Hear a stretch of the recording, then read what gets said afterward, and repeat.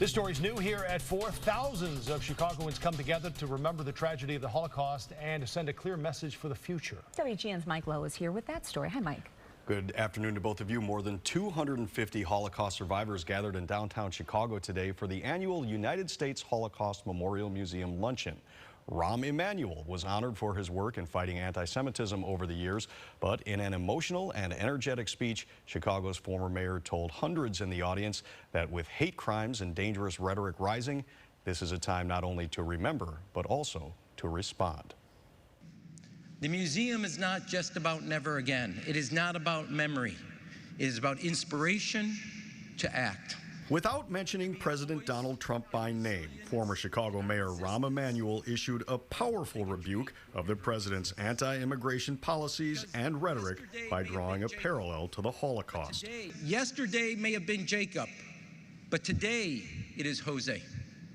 Yesterday may have been Saul, today it is Saul. Yesterday it may have been Herman, my grandfather, today it is Enrique. Emanuel, who is Chicago's first Jewish mayor, issued a call to action.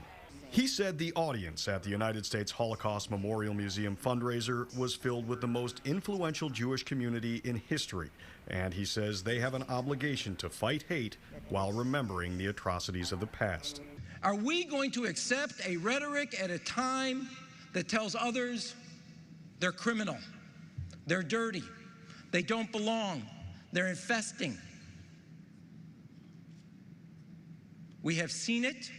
We know what it leads to. Because if you delegitimize and dehumanize somebody, you can do anything you want to them. Emanuel was honored for his longtime commitment to the museum and to Holocaust remembrance. The memories are still fresh for 90-year-old Holocaust survivor Estelle Glazer Laughlin. She was 10 years old when Germany invaded Poland. Immediately my life changed beyond recognition. Her father was part of the Warsaw Ghetto Uprising and was eventually executed in a concentration camp gas chamber.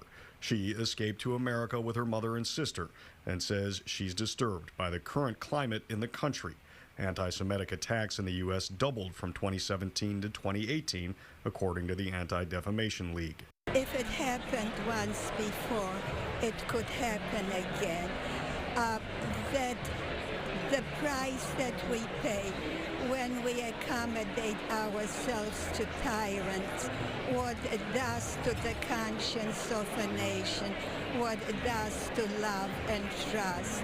I think that the beauty of this country is the fact that America was the whole. The theme of the luncheon was What You Do Matters, and Cardinal Blaise Cupich says that starts with parents, making sure the value of humanity's diversity is learned at home. Hatred so often that we see in young people is learned. It's not something that they have innately. And so we as an old generation need to tell our children exactly where prejudice ends up and why we always need to fight it. And Tribune Media, the parent company of Wgntv and radio, was a corporate sponsor of today's luncheon. The money raised today will help keep the U.S. Holocaust Memorial Museum in Washington open and free to the public. Powerful message. And what you do matters, right? Those are words we should all remember. Indeed. Good to hear again. Thanks, Mike.